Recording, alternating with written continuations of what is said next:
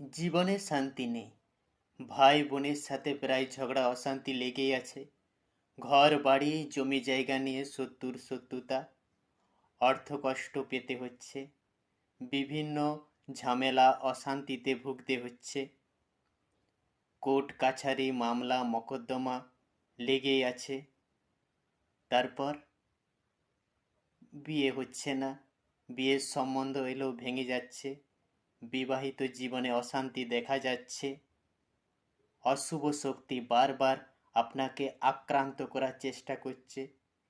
এই সব কারণের মূল মঙ্গলের অশুভ প্রভাব।